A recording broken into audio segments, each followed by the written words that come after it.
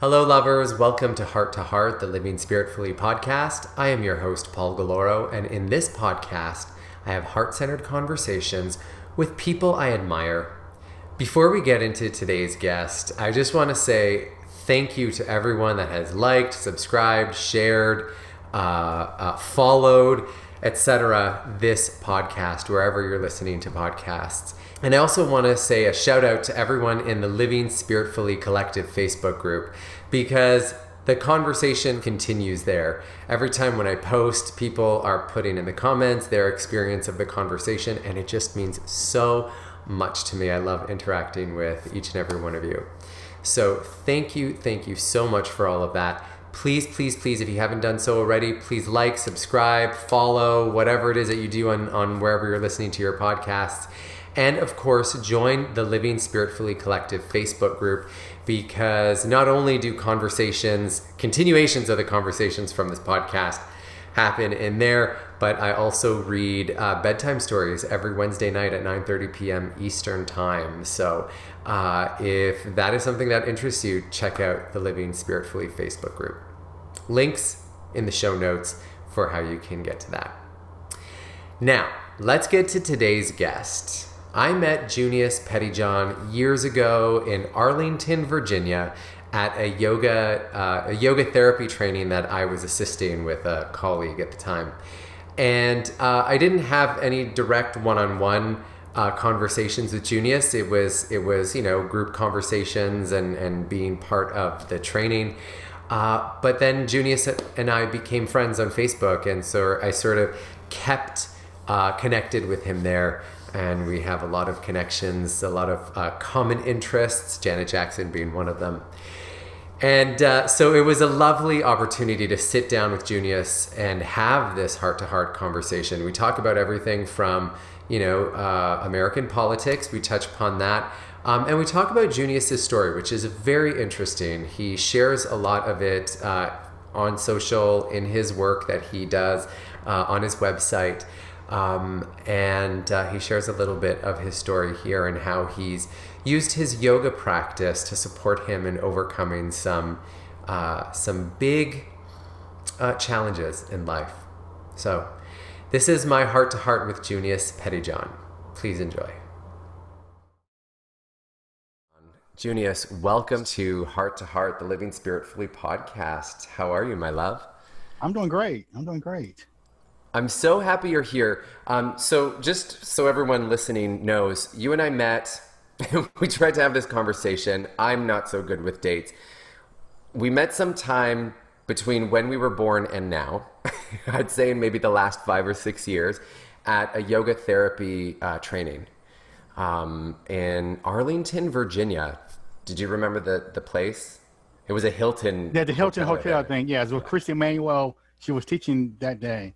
And Yes. it was on yoga therapy too. Yes. All about the subtle. Probably one of my favorite trainings. Yes. All about the subtle energy body, right? So we talked about chakras, we talked about the koshas, we really dove deep into like the energetic realm of yoga and therapy. And it was profound, because I had taken that training before. I was there to assist, and then I had led the training a couple of times after, and there's just it's powerful, that work. Definitely is.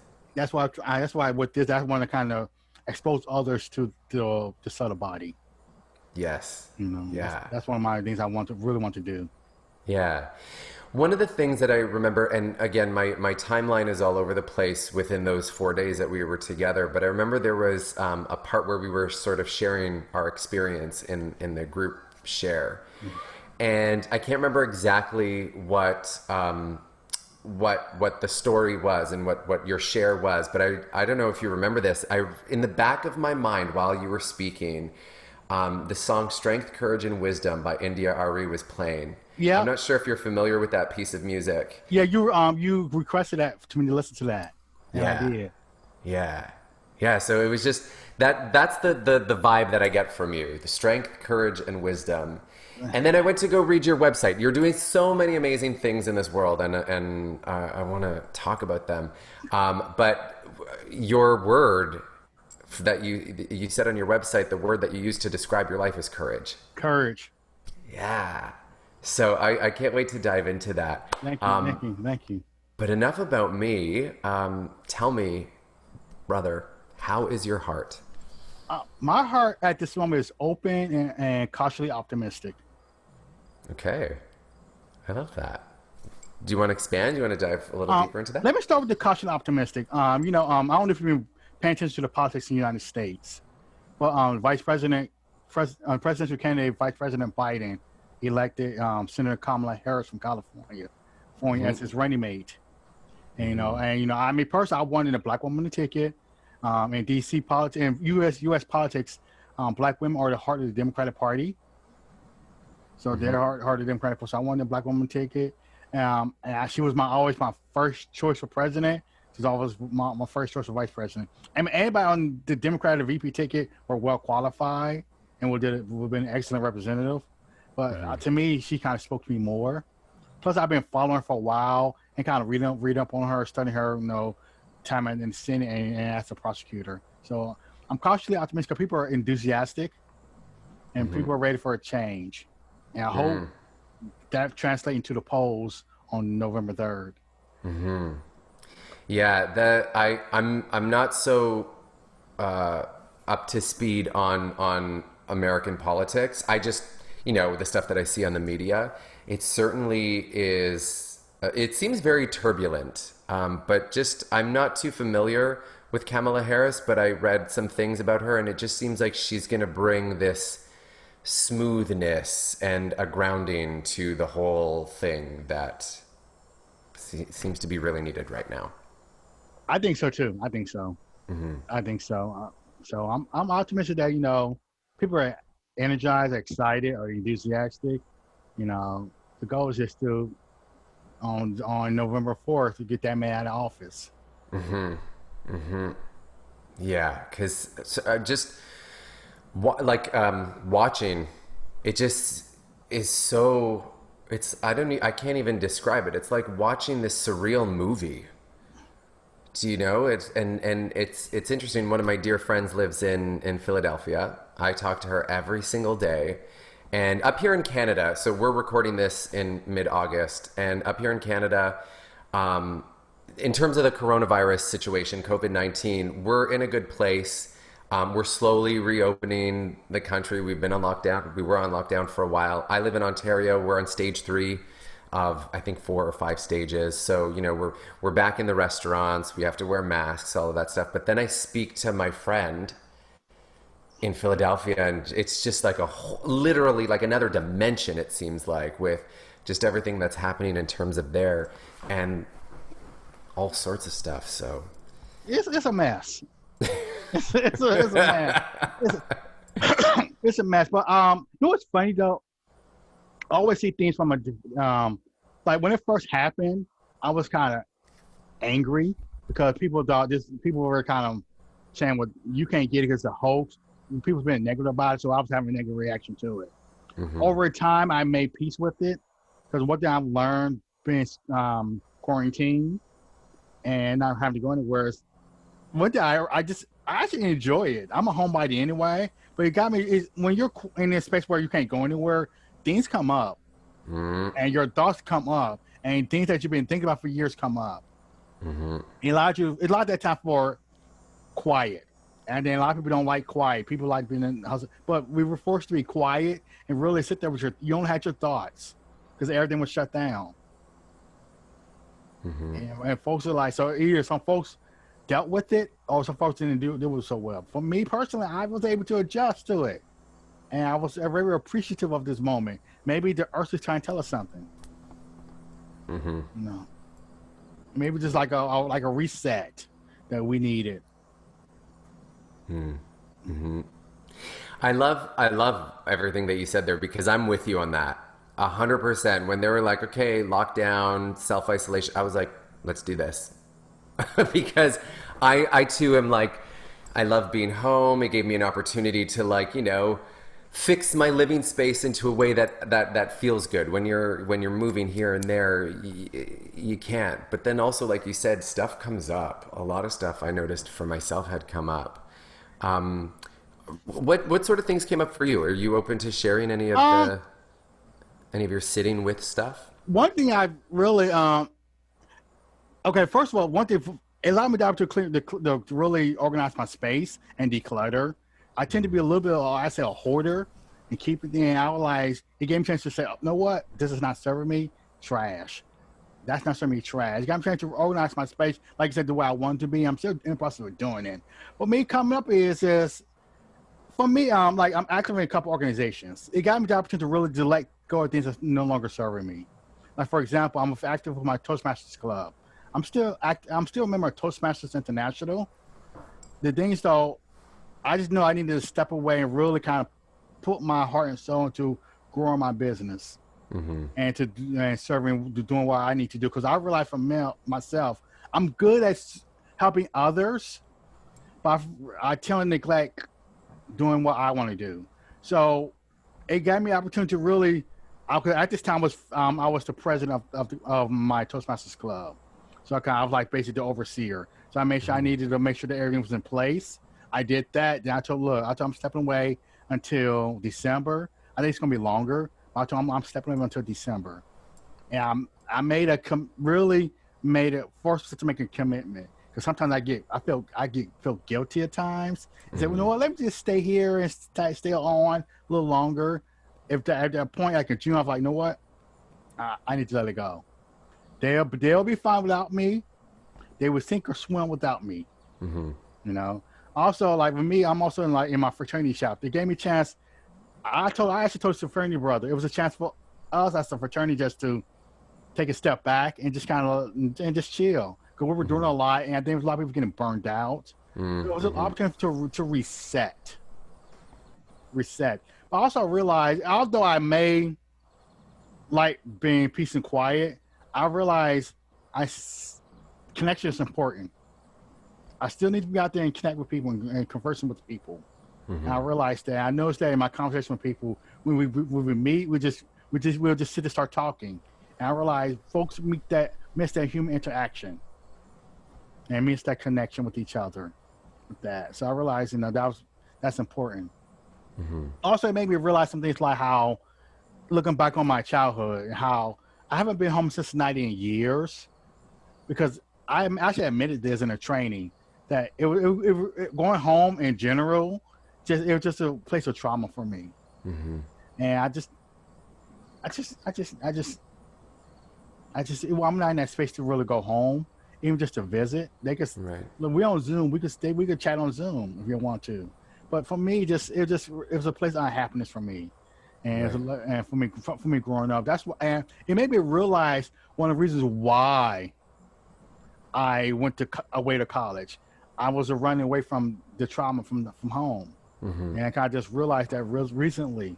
That's one reason why I kept away. Why I moved to DC, because I did not want to be, and I didn't want to be there at all in Cincinnati. And I just needed to be away. Yeah. I understand that. I think I've also experienced that being in that place and needing to run away. And it was interesting how it translated in my life. First, I was running away by getting a job that required me to fly on the weekends every which place. Then I ran away by going away for 3 months.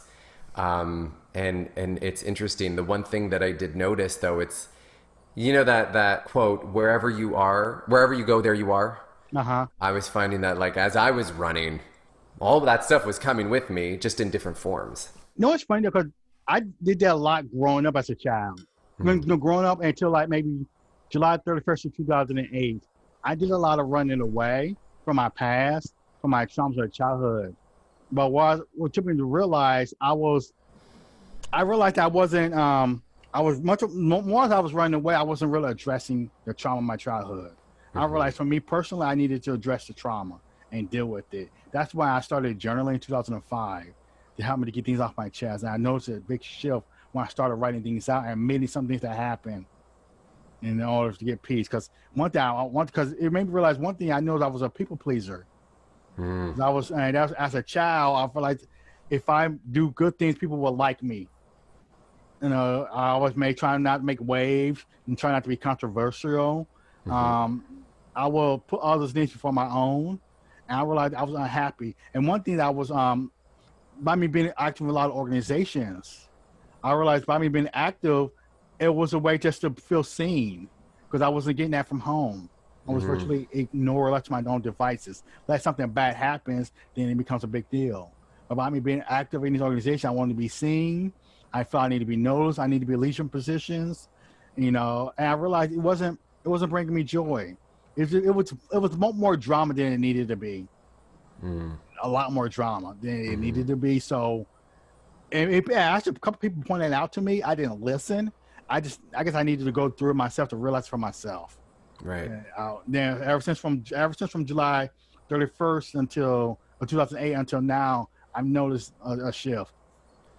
Tell me about that date, because I noticed, excuse me, I read your website is amazing and you share a lot of your story on the website, and I noticed that date had come up. What happened on that date that, if you're open to sharing? Oh yeah, yes. On that day, July 31st, 2008, that was the day I decided I was gonna let everything go because I was involved in a lot of organizations.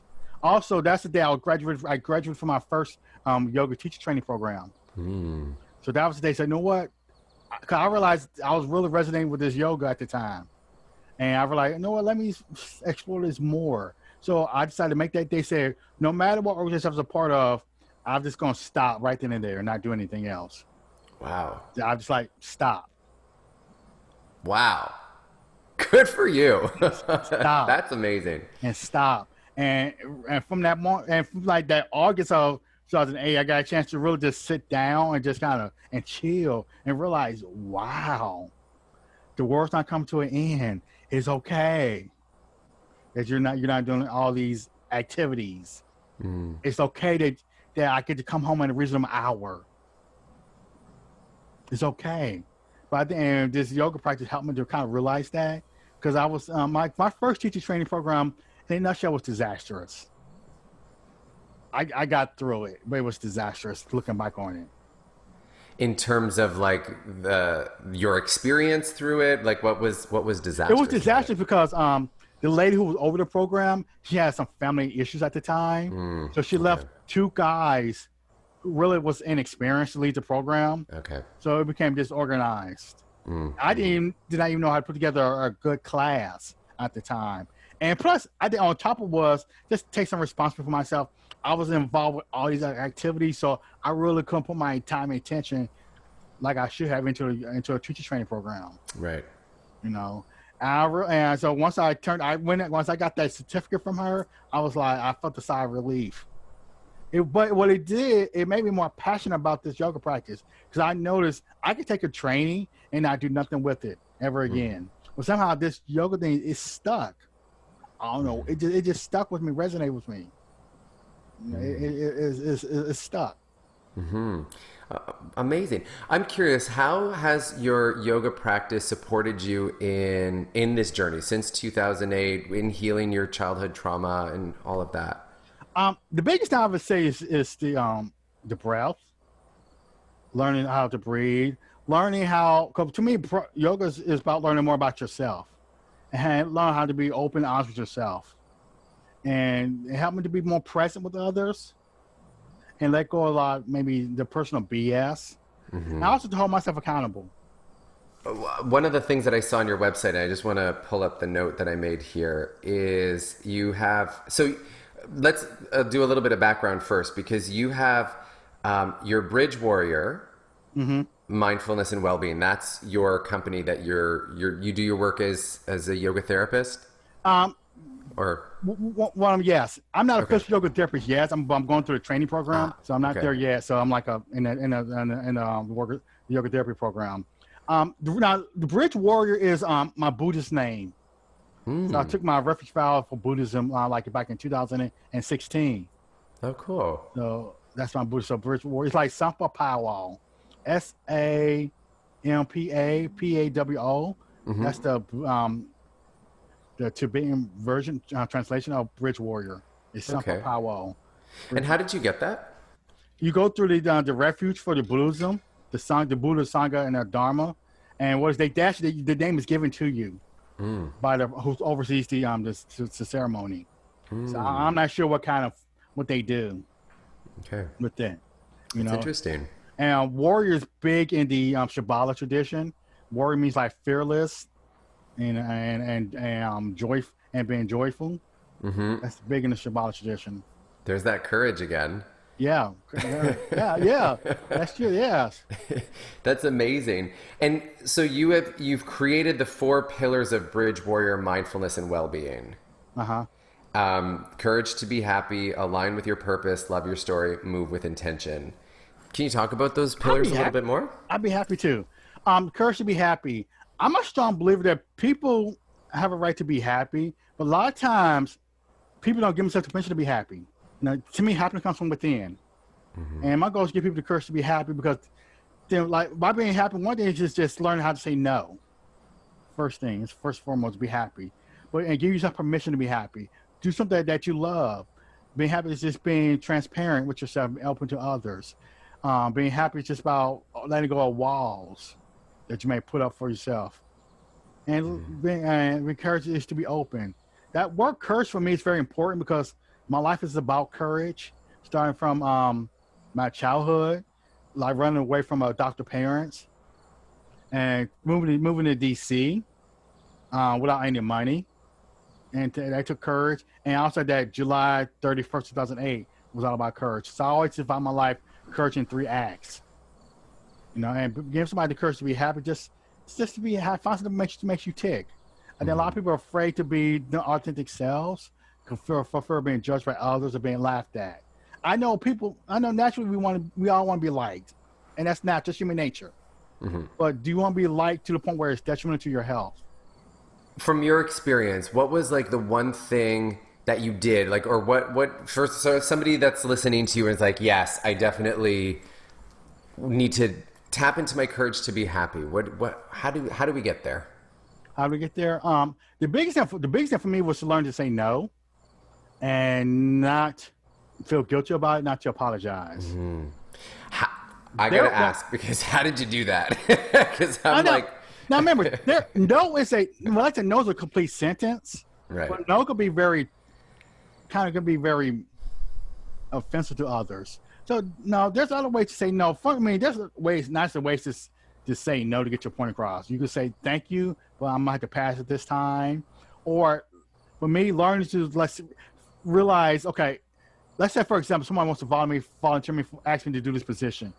Actually ask, do I really want? Is this serving me at this time? And is this going to prevent me from achieving my other goals? And you kind of ask those hard questions for yourself. Is this really serving me? Do I really want to do this? And responding back to people. Also, when somebody say, well, we need somebody to step up to do something, learn to keep your mouth shut. Don't say anything. They don't need to know. Right. Right. And realize, for me, learning to say no is like me trying to grow my business and work with others. I know I have to let some things go. So I can't be everything to everybody. If I do go, it'd be just for information purposes. Like, for example, going to a community meeting. I just go just to see what's going on in my community so I can stay aware. But I don't expect for me to really step up and take on a leadership position because it's not serving me. And I'm not getting nothing from me. All it's going to do is just take me farther away from what I want to do. That's the whole align with my purpose. Sometimes when you align with your purpose, you just got to say no to other things that's not really serving you. Right. I get that, and I'm processing a lot of things right now in this conversation. But one of the things that I recognized within myself, because I was very similar to you, I was all over the place. I was doing this, and what I noticed with myself was I was doing a lot of these things, a lot of these organizations that I was part of, or a lot of these extracurricular things that I was doing, or taking on roles in my job that were above what I was originally there to do, did take me away from my purpose. And when I noticed it's not serving me, it wasn't serving me in being of service to others. And so pulled me away from my business, pulled me away from my clients, pulled me away from feeling as though I was able to give the most that I could give to those that were in need of what I had to offer. And you know what's funny though? Like, one thing I learned during this one thing that I learned during this pandemic is like with my business, it was a point where I used to rush. I would do a training and I feel like, oh, I need to implement this right away. But it's like, how? And when I do it, I don't feel a sense of accomplishment. So I pulled away from it. But I realized during this pandemic, it teaches the art of slowing down and saying things will happen when it happen. You know, I actually learned this through a spiritual counseling session a couple years ago. The counselor will always say, I'm the type of person, well, why don't you do that right now? That you can do it tomorrow and make money from it. But he always tell me in due time. Things happen in due time. And what I've learned, especially through this pandemic, things happen in due time. It will happen when you need to happen. And I realize when I just take a step back and approach it in a more authentic and present way, I realize I enjoy it more. And that's the same thing for my business and growing it. I realize I have a habit of taking a lot of trainings in the world. But I realized I had to realize when I take a training, it kind of that whole not feeling good enough, not feeling good enough, not feeling present, not feeling smart enough, or not knowing enough. And you know, I keep hearing from others, and I'm working to make it real for myself that I am good enough, that I know enough, and I know more than those I'm showing. So, and when I'm growing my business, I realize some things may have to go by the wayside, and pick it up when I need it, and I have to kind of constantly remind myself of that. Because I realize I have like the attention span sometimes of a jackrabbit. I can be like over the place.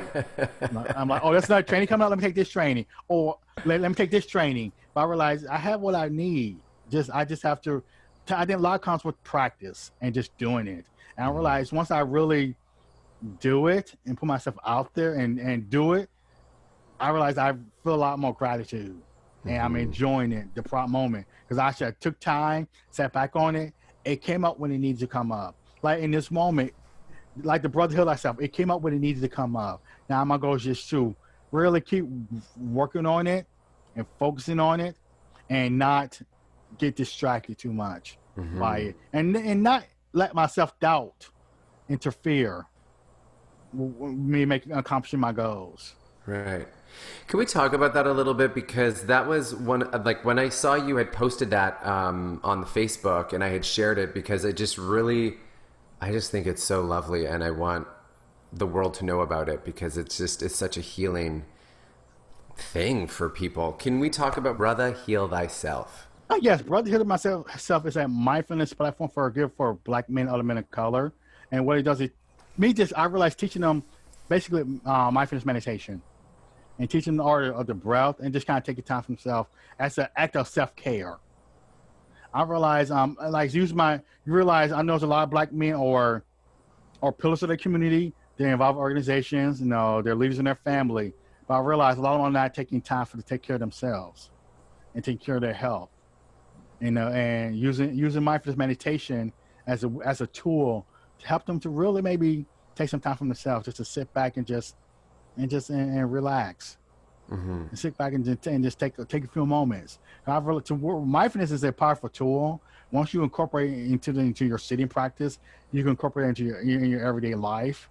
And I approach it from more where I learn a lot of the esoteric, but I don't teach the esoteric. I kind of make it more real and practical for others. How you use mindfulness when you're conversing with other folks. How you use mindfulness when you're driving. How you use mindfulness while you're washing dishes. But it starts by just sitting down first and connecting with the breath. And using the way is, once you take a step back and just connect with the breath, you realize these shift. And you realize that what you might want to say to this person, you may have a different way of saying it. Just by taking a step back and just be like, okay, let's take a breath for a minute. And for me, I constantly have to remind myself, because we're in interesting times, and sometimes I want to react, but sometimes I feel like I can't react. I just have to focus more on responding to others. And in a way, just hopefully that's not going to disrespect them or disrespect me. But now, there are times I had to kind of go in on people, but for the most part, in general, I just have to be mindful. Well, and all of that stuff that you have mentioned, like saying no, asking if it serves me, being more mindful, that takes space. That takes time. That takes stillness. The world that we live in isn't designed for that, right? Even in COVID, now it's like, okay, well, you're in isolation. How can we distract you? Here's a million different things that you can do online now, since this is all you've got to do. Whereas before there was a million things outside that you could do plus online.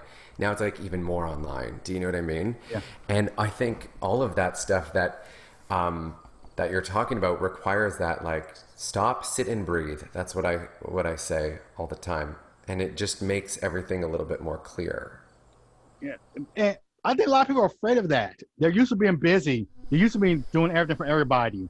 And just what the COVID did, it forced people just to sit down and not do nothing. And it scares people. Mm-hmm. It scares people. Well, I realized once you sit in that practice, a lot of things come up for you. Like, for me personally, a lot of teachers are made just by me just sitting and just being present, and realize, okay, I've got my answers just by sitting. And I want people to get the answers just by sitting and being still. And as Black men, we're in precarious times right now. With our administration, Black men being brutalized by the police. It can be very traumatic. And I want to offer that space for them just to teach this one tool to help them, because mindfulness leads to other things. What you said there about Black men being brutalized by police and everything, that's traumatic on every Black man everywhere, because they're the ones that are involved, like that are affected by it personally, but then that makes every other Black man look over their shoulder, be very careful. That's traumatic itself. Like, even if you don't have an interaction with the police, seeing a police person gets you like in that stress response, right? Because you're watching what's going to happen. Okay, behave, and whatever that comes up with. And that just, like, even just talking about that, I can feel that already, how that would sort of translate into the body. And then that trigger that in the nervous system, then you take that into your relationships, then you take that to work, then you take that to the grocery store, then you take that to every place. And then that is traumatizing. Yeah, like that, like this whole moment really kind of in this country caused a racial reckoning. I think you saw the post I put on Facebook, how in high school, like how a bunch of high school classmates, I sat through actually hearing a bunch of high school classmates tell N-word jokes. Mm-hmm. I looked at, I was like, I was in disbelief, and because I was very naive at the time. I was in high school. I was in the foster care system, so I was dealing with that, trying to survive in the foster care system and going to my high school, and people it was very comfortable with it, and I was like,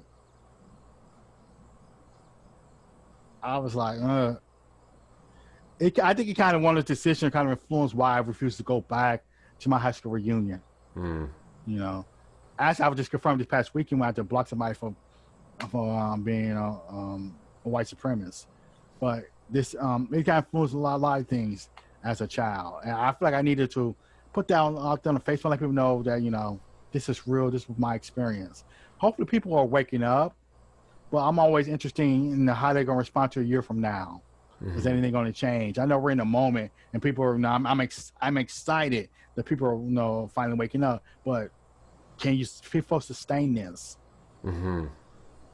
Yeah, that's a good question, and that's key. Is that, can we sustain this? I know for myself, as I started to do the work, then you sort of. My experience was I just noticed, I was like, oh my God, this is literally everywhere. It's been so embedded in society and in every aspect of everything that is just like, fuck, where do you even start? Right? Yeah. And what I have decided to do is I'm just going to start with myself. see where all those things play out, dismantle it within myself, and then, and you know, I'm in no way perfect. I'm in no way an enlightened master. There are still times where I get triggered. There are still times where I'm doing the work and then I see other people not doing the work, so I attack. And I'm learning that it's like you said, take a moment, respond, but also do the work on yourself. And that's what I had to do, really do more of the work. Also on myself, also really, because really doing more reading around this whole what's going on right now and educating myself so I can educate others. Mm-hmm. You know, being black men is one thing, but I'd be an informed black man and what's going on and be able to speak about the injustices and going on in the world. But then again, I will always, when I do, I don't speak on it. I may say, speak on it in terms of giving people other resources to turn to. Those who have done the work, have done the scholarship, and let them make their decision from there. Mm-hmm. Because I'm thinking, like, with myself, I've made the decision to no longer be like standing on my soapbox on Facebook and being like rah rah rah. But I also said, if anything comes up in conversation with somebody that I'm conversing with, I will call them into a conversation about something that they had said and let them know how that's a racist comment, or you know, that's harmful, this train of thought that you're going on. What are things that, like, how are you navigating that? I have to be mindful. That's a big word, mindfulness. I don't engage in every conversation. Mm-hmm. It's especially on social media, it can be exhausting. So I choose my words wisely, and I choose my battles wisely. You know, somebody says something ignorant, I just can't. You can't, because if I'm constantly responding to somebody, I'm gonna be responding back to them, and they're gonna respond back to me. It's gonna become a circular conversation. So some people either I'll scroll past, or if I see too much of it, I would just unfollow them. Mm-hmm. When you don't follow somebody, you don't get their posts anymore. Now, I mean, I rarely unfriend people, but except the guy from last weekend, it was egregious. But I rarely unfollow people. But also, a lot of times, I will put stuff on my page just for contacts. But I made a point back in 2017 not to put too much political stuff on my page, because I don't want my page to just always. It gets to be overwhelming. Mm-hmm. I wanted to create a space for healing and information and education. And I don't want to be trying to get out political. We know what's out there. You see it. Every once in a while, I will put something that's political based just for a reference point. But not just saying every time Trump do something, put it on my page. I can't do it. It's too much. Mm-hmm. It becomes, to me, very negative, and it almost becomes toxic. And my goal is to create that space of healing and comforting. And occasionally, I have to kind of talk about what's going on in the world. But what I do, I'm for something for my actions. Sometimes I just choose not to really keep putting stuff on my page or on a lot of my platforms. Mm-hmm. In general. Now, I'm really active on Twitter, so I will respond more on Twitter than I do on Facebook, especially even on the people's pages. It goes back and forth. It becomes it's too much at times. So I just say, you know what? Let me just keep it simple, and then I just have to learn to scroll past people's comments. It's exhausting, and usually you always have somebody in their comments who will respond, like saying that's not how you approach things, and we'll give them the answer that I needed to hear. Okay. Yeah, it's this social media, and especially like because people don't have a place to go now, they're all over it, and it's just all of that of 2020 is coming out in the comment sections, in the posts, in everything, and it becomes what we then consume, right? Someone else's this is something that we read and we consume that. We're doing this over video, so I'm making this like for those that are listening to this and not watching, I'm making like a turbulent kind of motion with my body. It's too much. And I just thought, okay, you know what? Let me just keep it positive and be there. Well, the third pillar of the Bridge Warrior is love your story. How did you do that? Okay, just a real quick. In my background, growing up, I'm a strong believer. I'm a strong believer that people have a story to tell, and it's that story that shapes who they are. And for me, growing up, I used to not tell people I was part of the foster care system.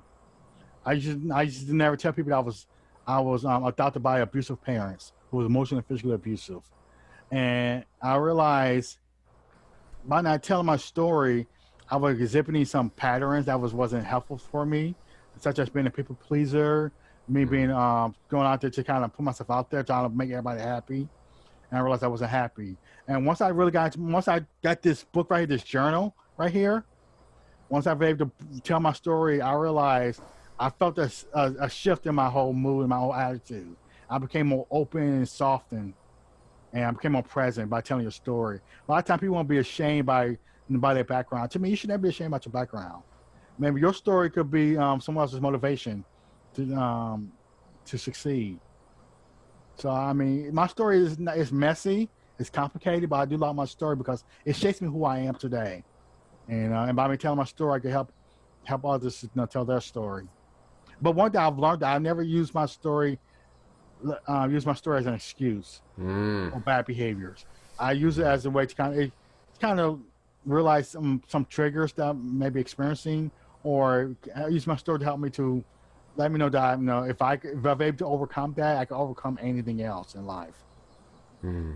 That is amazing. Thank you for that, because I know for myself that part was really challenging, accepting the story and loving it and being okay with your history and your past, and also not using it as an excuse for behavior. That sharing and opening and being like, hey, this is where I came from and this is where I am now. That has always been a challenge with me.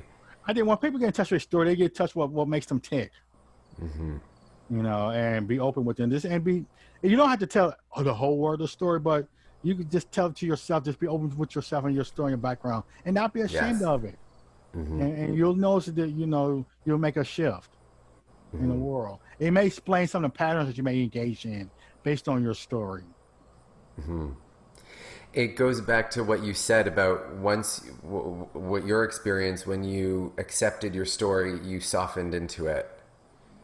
And like I can feel that in my body as I say that, and I even noticed that too. Once I accepted my story, I noticed that I softened, and then all of those relationships within that story, and all of the other people in my life, there was just a different interaction. Like, for example, my sister and we always had a strained relationship, but then I softened into that story. And then I also softened into our upbringing, and I noticed now my interactions with her are different. I'm less rigid, and I'm more a little bit flowy, so that when I sense what's going on with her, I can, if the wind's coming from the east, I'll lean a bit with it. And I don't know if any of that makes sense. No, it makes sense. It's once you learn your story, that's when the healing begins. A lot of times I've realized a lot of people get into these negative patterns and behaviors, but they to me have not gotten in touch with their story and what makes them tip and why they're the way they are. Yet it involves being open, honest, and doing that open and honest and doing that deep work, and pick yourself on the journey of healing. Now, I think we're always going to be on a journey of healing. At some moments I'm at where I'm ready to forgive. I have a moment where I'm just like, you know what, I can't stand them. But I realized once I learned to be honest with myself and my story, I'm more closer to healing. Amazing. I'm so grateful for this conversation right now, because I think we've only ever seen each other live once, and it was in that training. We had, I don't think we ever had a heart to heart like this. And as you're speaking, I'm just like, now I see now I see why I was so drawn to you. You know what's funny though? That's one of the best things about COVID. I hate and being people. I actually have one or actually conversing with each other. It may be over Zoom, but people actually having a conversation with each other. I've noticed that a lot.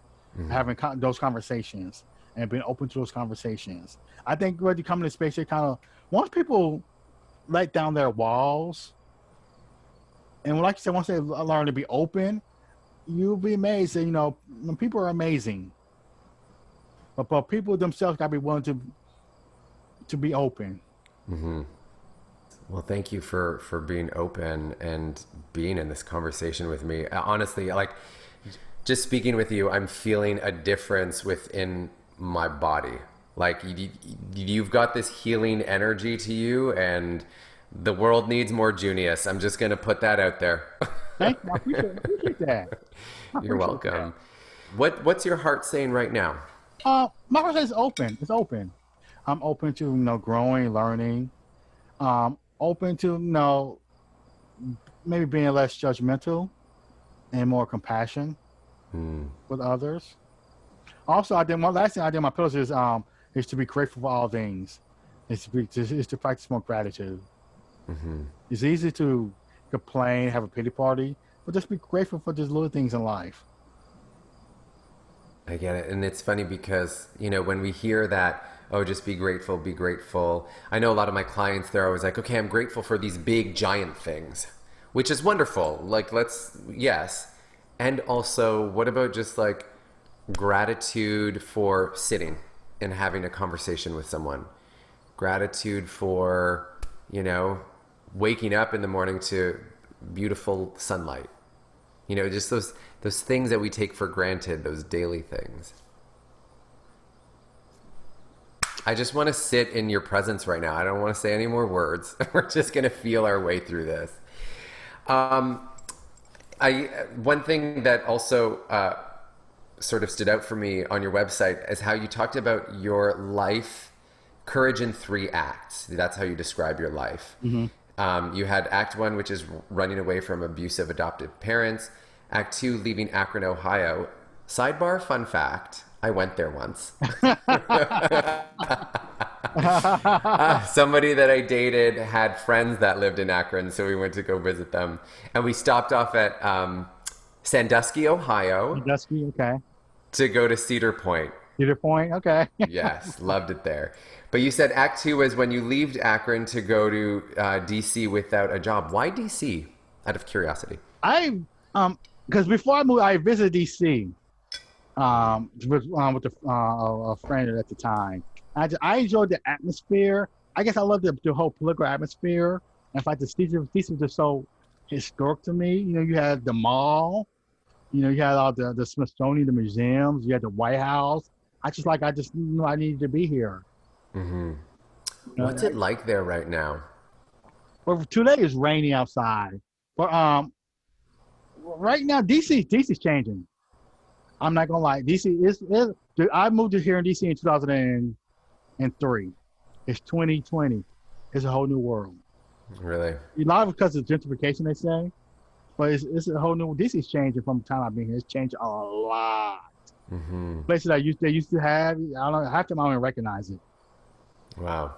I remember I was in college because a friend of mine recommended this book. I think it was called The Washingtonian or something. It was a story about a woman that worked in politics in DC, and she had a blog, and she talked about all the like sordid things that happen behind the scenes, like the affairs and the secrets and all of that. And then I watched Veep. Have you seen this show with Julia Louis-Dreyfus? I have not seen the show. Okay. There's parts that really make me cringe. And then there's that show. I was just like, I feel like Americans need to watch this to understand their political system a little bit, because they really talk about all the like sordid things that happen behind the scenes. But yeah, Washington just seems like a very interesting city in terms of like it being just so steeped in the political. It depends where you are. One thing I really love about DC, the residents of DC are very politically active, from the grassroots level onto like the city council. So I do appreciate they're very politically active and engaged. for a change. So I do always, that's what I love about DC. It depends where you are as far as the politics. I mean, DC is very, it's like very almost like a type A type of city. So it's very type A. Because I'm a very, it's very close where we are located. I'm in DC proper, so I live in a section called Southeast DC. So I'm in DC proper. So I've been living in an area where it's changing slowly but surely, but it's changing, and a lot of residents have been very active as far as to see about those changes, or have been active for challenging something that does not happen in the community. So that's what I like about DC. But it depends where you look. Actually, it depends on where you are in DC. You could like when I first I did spend time working. I ain't work on Capitol Hill, but I worked by Capitol Hill at the Department of Health and Human Services when I was downtown. So I got opportunities to go inside the different meet with different representatives for issues dealing with. Because I worked in Medicare, so to get a chance to meet with these different representatives to talk about issues, educating them on issues dealing with Medicare and Medicaid. So got a chance to be around on that, right on the hill on the mall. So it's fascinating, and sometimes easy as a resident, easy to take it for granted, especially if you live here. But if you're like out of town, it's fascinating. Because it's a story. It's a story in the atmosphere. So, because when when they barricaded the White House and Trump went into his little dungeon and everything. It was right there. It's right where they built Black Lives Matter Plaza. Right. Right there. In that area. Yeah, I'm just trying to think of all of the images and stuff that I've seen of stuff happening now. But you're safe. There's no sort of I'm nowhere near. Okay. Where all that took place. Good. I'm not much of a. I'm not much of a person to go out there and do those type of marches. I'm more like I'll support it from a distance. Plus, we was in COVID. I'm not going out there. No, stay home. It's safer there. Good. I'm not going out there. So, no, I'm good. What you just said about not being the type of person to, you'll support it, but from a distance. Yeah. I read, and now this was months ago, but they were saying in terms of activism, there's different roles that we all play. There's, the educator, and there's the nurturer, and there's the healer, and we all, in order for us to do our part, we can't all be out there on the front line. There's some of us have to sort of stay back and do the healing work. It's like in the war when the nurses would be there to heal the soldiers, and then the soldiers would go back out there. I really do the healing work and teaching people about self-care. I really that's my role is more the healer. So tell me, top 3 self-care things that every person should be doing. Everyone that's doing the internal work. What do you recommend? One thing, have a morning ritual. So at least one thing you do every morning. 2, at least sit for 5 minutes. And 1, go for a walk. And these are all simple things. We all have access to those. We all have mornings and we all have walks. Or something to get out and move. Move your body. Yeah. I love that. Juneous, you just make healing so simple. That's my role. That's my role. Thank you. All right. Are you ready for some rapid fire questions? Oh, I just looked at the time. It's exactly 11:11.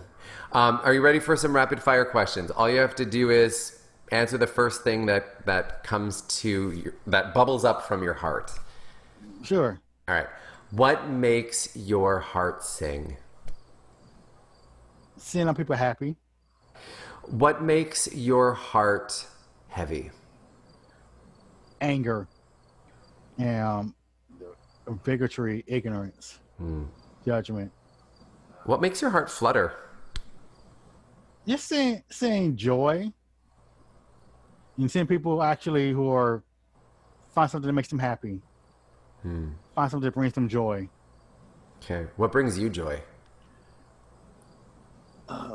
Actually, what brings me joy just watching. To be honest, watching innocent little kids on social media doing being babies. And just seeing that sometimes it puts things in perspective. You may see two kids from opposite backgrounds hugging each other, or just kids just being little kids. Anything else that your heart wants to share? Biggest thing is just to love yourself. If you can't love others if you don't love yourself first. And also another thing I'm gonna add, one thing I love is affirmations. The affirmations have power. So I love to every morning when I get up, I always read what's called my morning affirmations. Let me just read it to you. I have it right here in front of me. Oh, please. Yeah. So these are my morning affirmations. Today's an incredible day. Success, prosperity, and abundance in many different forms have naturally found their way to my life today. I gratefully enjoy the manifestations throughout my day and happy to share these places of abundance with many others in order to bring happiness today as well. I am happy, I'm healthy, I am wealthy, I'm secure, I am worthy, I am positive, I am blessed, I am grateful, I am beautiful, I am confident, I am courageous, I am excited about today. So it is. Thank you. Oh, and so it is. Thank you for that, Junius. Oh my God, that was beautiful. And thank you so much for this conversation. It honestly has been a joy. Like I said, I felt a connection to you before, but we never had this opportunity to just sit and converse. And I'm so glad we did. And I would love to I always loved your energy. You were just playful, joyful. Thank you. I always loved your energy. Now, I like somebody. If you can make me laugh, then you got a friend for life. Well, I get laughed at a lot, so it's fine. No, I'm kidding. No. I don't consider myself to be funny, but other people do, so I'll run with it. You got that energy, laughter, and happiness. Thank you so much. Thank you. So, Junius, I'm putting all of your links and websites and social media stuff for people to connect with you because I just think that the world needs to experience you more. You're doing so much stuff. I wish you so much success with Brother Heal Thyself. Anything that I can do to support you with that, I will continue sharing. And I love you. I love you so much. Thank you for all the work that you're doing. Love you more. Thank you. Peace. Once again, a special thank you to Juneous for being a guest on the show today. Remember, you can check out his links and get more information about Juneous and stay connected with him in the show notes. And please also pop into the Facebook group. If you're not already a member, just click the link in the show notes to join, send in your request, and you'll be in there. And continue this conversation. Let us know, what do you think? What's your take on some of the things that we discussed? And what else would you like to add to the conversation? So that's it for now. I love you so much. I will see you again in 2 weeks for another edition of Heart to Heart, the Living Spiritfully podcast. I love you.